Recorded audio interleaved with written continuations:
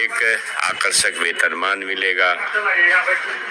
गुणवत्तापूर्ण शिक्षा प्रदान करना ये महागठबंधन सरकार का संकल्प है और संपूर्ण राज्यवासियों के लिए जरूरत है।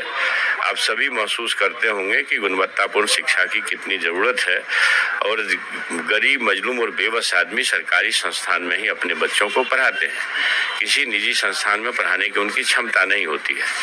अब एक शिक्षक को, अगर अभ्यर्थी को शिक्षक बनना है तो जो पात्रता परीक्षा उन्होंने दी है, जैसे ट्रेनिंग किया है, सीटेट, एसटीटी किया है, तो उन्होंने शिक्षक बनने की योग्यता धारण कर ली।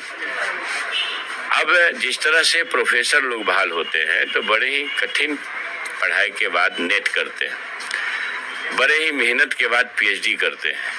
नेट और पीएचडी करते हैं तो वो प्रोफेसर बनने के योग्य होते हैं, प्रोफेसर बनने के लिए दक्ष होते हैं।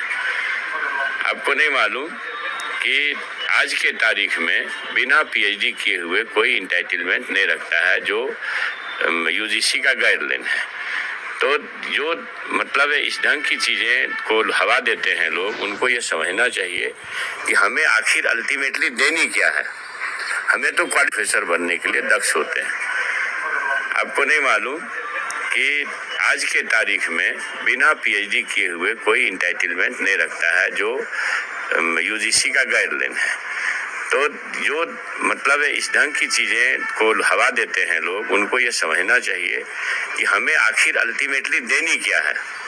हमें तो क्वालिटी एजुकेशन देना है ना, गुणवत्तापूर्ण शिक्षक बहाल करके गुणवत्तापूर्ण शिक्षा देनी है।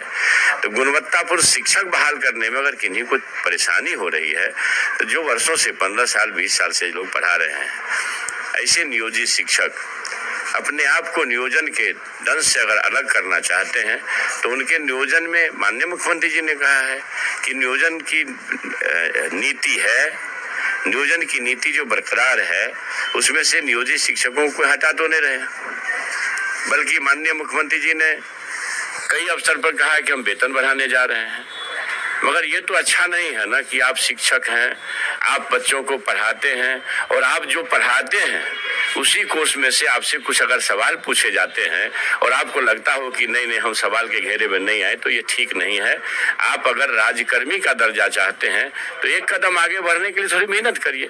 ऐसा नहीं है कि आप बीडीओ साहब हैं, सीओ साहब हैं या किरानी साहब हैं या बाबू लोग हैं कि भाई आपको पढ़ाई से रिश्ता छूट गया। आप तो लगातार पढ़ाई के संपर्क में हैं। शिक्षक तो पढ़ाई के संपर्क में रहते हैं कि इससे क्वालिटी एजुकेशन बेहतर हो पाए। बेहतर ना, आप इन्हीं बताइए ना कि क्वालिटी शिक्षक बहाल होंगे, गुणवत्तापूर्ण शिक्षक बहाल होंगे, तभी तो गुणवत्तापूर्ण शिक्षा मिल पाएगी आम लोगों को।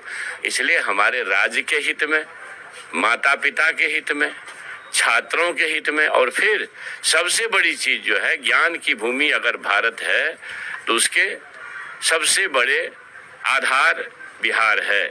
तो ज्ञान की भूमि बिहार है, अहिंसा की भूमि बिहार है, दुनिया को शून्य का ज्ञान दे करके गणित का बोध कराने वाली धरती बिहार है। तो जो ज्ञान का परचम विरासत में हमारे यहाँ लहराता रहा है, इसके लिए चिंतित हमारे राज्य नेतृत्व है, माननीय मुख्यमंत्री जी नीतीश बाबू और उप मुख्यमंत्री तेजस्वी प्रसाद यादव जी। तो इसको लोग को स्वीकार करनी चाहिए और इस बात को अनावश्यक तुल नहीं देनी चाहिए। और विरोधी का जो काम है वो अपने काम में लगे हुए हैं, वो बरगलाएंगे, भ्रम फैलाएंगे, वो भ्रम फैलाएंगे। अब एक तो बता दीजिए ना कि संभवतः आप लोगों को ज्यादा जानकारी होगी, जो बड़े नेता हैं बीजेपी के सुशील कुमार मोदी जी, उन्होंने एक अवसर पर कहा कि वेतनमान भगवान भी नहीं दे सकता है धरती पर। भाई सरकार वेतनमान देने जा रही है, आप बीजेपी के लोग कहते हो कि भगवान भी नहीं दे सकता। दिल्ली से नौकरियां गायब हो गई, भारत सरकार के उपक्रमों को निजी हाथों में डाल करके भारत सरकार के जो बड़े पैमाने पर रेल में नौकरियां दी जाती थी, अन्य जगह नौकरियां दी जाती थी। 2 करोड़ नौकरी का वादा था श्रीमान, 9 वर्ष में तो 18-16 करोड़ लोगों को नौकरी होनी चाहिए थी वादे के हिसाब से। तो नौकरियां कहाँ गायब है? तो जो सरकार आपको देने के लिए 10 लाख का ये पहला चरण है, 2.5 लाख के आसपास की बहाली होगी, हो सकता है ज्यादा भी हो, और 2.25 लाख के आसपास का, लगभग 1,60,000 के आसपास का स्वास्थ्य विभाग में बहाली होनी है। तो जब इतनी बहालियां एक साथ लगभग 5 लाख के आसपास, 4 लाख के आसपास सिर्फ 2 विभाग में बहाली होने जा रही है, तो आप राज्यवासी इस बात को गंभीरता पूर्वक लें और हमारे जो बेरोजगार हैं वो भी इस बात को गंभीरता पूर्वक लें। अभ्यर्थी तैयारी करें। अब तो हमको लगता है कि शायद हर जगह से रिक्ति आ गई होगी, अब तक आ गई होगी संभवतः। हम आज ने एक ब्रीफ लिया है, आज ब्रीफ नहीं लिया है विभाग का, लेकिन जैसे ही रिक्ति आएगी विज्ञापन होगा। और खुद हमारे राज्य के मुखिया बिहार विकास के शिल्पकार इसके लिए चिंतित है, उसको खुद वो मॉनिटर कर रहे हैं। अब ये बताइए, संजीव सिंह ने भी पत्र लिखा है। कोई आदमी का बयान हम नहीं पढ़े हैं, उन्होंने क्या कहा है। बयान पढ़ेंगे तो आपका जवाब दे पाएंगे। लेकिन कोई भी जो बिहार की चिंता करेगा, वो आदमी जहां देख रहा है लाखों लोगों की बहाली होनी है, तो कौन यहां नहीं चाहेगा कि गुणवत्तापूर्ण शिक्षा के लिए गुणवत्तापूर्ण शिक्षक बहाल हो। अगर ऐसा वो नहीं चाहते हैं तो ये चिंताजनक बात है, ये ठीक नहीं।